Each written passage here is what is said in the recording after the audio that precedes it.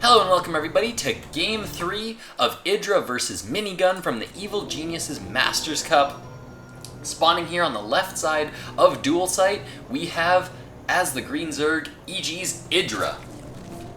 Spawning here on the right side of the map as the blue Protoss, we have Complexity's Minigun. Dual Sight, of course, a very interesting map. MLG map, I believe it was created specifically for the MLG. This is MLG Dual Sight. Some interesting notable features of this map. It is a two-player map, so these players do, from the get-go, know where the other is spawning. There won't be any time spent looking around trying to find out what positions they've spawned in. There are only two spawning positions on this map. There are Xel'Naga towers in the middle. Everyone always points to these. No, these are not warp gates. These are actually Xel'Naga towers disguised as warp gates. I don't really know why they did that on the map. I don't know, but it looks kind of cool though. You've got a red Xel'Naga and a blue Xel'Naga, and they look like warp gates. I don't know, they're kind of cool. Anyway, jumping right into this game, as I said, this is going to be Game 3 of IdrA versus Minigun. So, in Game 1, we saw a pretty crazy Warp Prism drop by Minigun, where he dropped some sentries up onto the high ground into IdrA's main, was able to force field off the ramp, blink a bunch of Stalkers up into IdrA's base, was able to deal a lot of damage, and IdrA just GG'd out of that game right away. And in Game 2, though, we saw a crazy macro from IdrA, was able to get quite a food count up, and Minigun just really, in my opinion, oversaturated like crazy.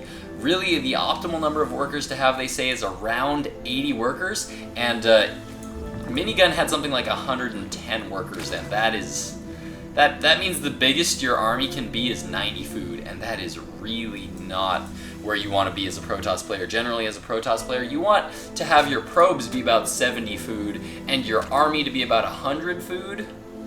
And then you want to really start, that's when your army really starts to get really deadly. But Minigun just really over-droned, or over-probed, I guess. I'm just saying over-droned, but over-probed in that last game. God, that just sounds awkward. He over-probed. He over-probed IdrA. Anyway, back into this game. We are seeing Minigun here go for a little bit of harassment, as the pylon now has gone down just as it has in Game 1 and Game 2. This did not phase IdrA at all in Game 1, as he immediately just threw down another hatchery at his third expansion.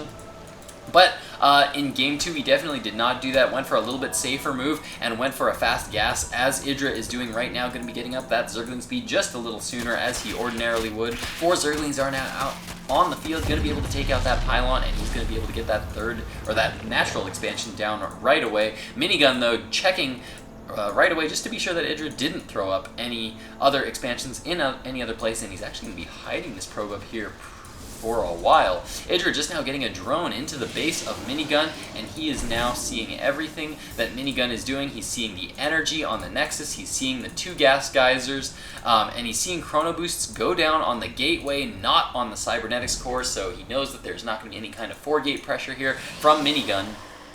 But we do see this this Stalker being chrono boosted out. IdrA can count on that being a Stalker pretty much, as there is a Zealot out on the map already. Very common opening for Protoss players to go for 1 Zealot, 1 Stalker in the beginning, and then start to apply some pressure, just because it can be pretty deadly with that Zealot there to take damage, that Stalker to deal damage. As if they're microed well, then just these 2 units can actually be completely devastating to players. I've seen players do very good macro with just the Zealot and a Sentry, do massive amounts of damage. Korean players are actually well known for doing that, because they're just ridiculously good at micro, and that's kind of why, if you ever play on the Korean server, there's a lot of what North American players call cheese on the Korean server, whereas on the Korean server, it's just kind of standard.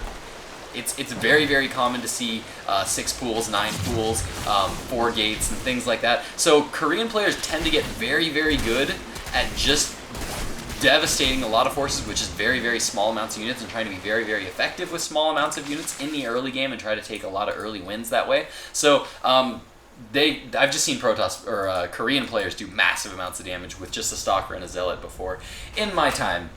Minigun, though, not able to do that much damage. Actually, he really did none at all. Got his 1 Zealot surrounded by a lot of Zerglings, and just lost the Zealot. Maybe got a couple of Zerglings so far. I'm not actually sure on that.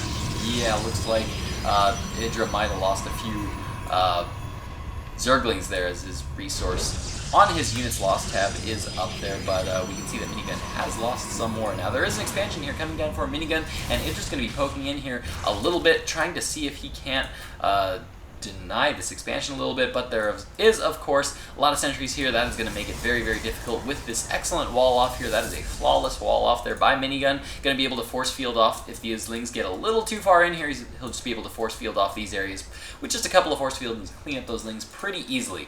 Now, in the base of IdrA, we are seeing him now get up an evolution chamber, getting up that +1 melee attack upgrade. This worked pretty well for him in the previous game, as Zerglings were very good at dealing a lot of damage for him when the fights came down to it, but not able to take game 1, unfortunately.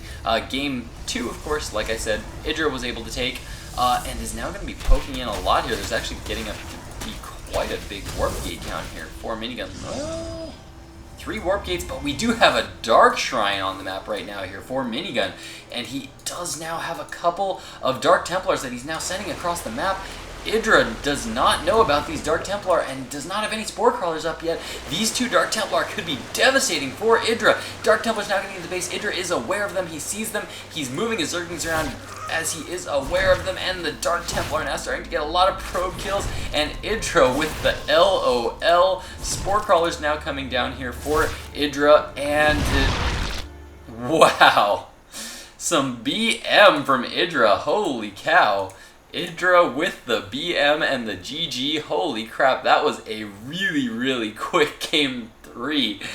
And Minigun takes the series. Wow. I'm kind of shocked and speechless right now, guys. That's ridiculous. IdrA just immediately with the BM and the GG out of that game. So hey, well played there by Minigun. Just going for that Dark Templar. Hey, it worked. Can't really say much about that. So wow.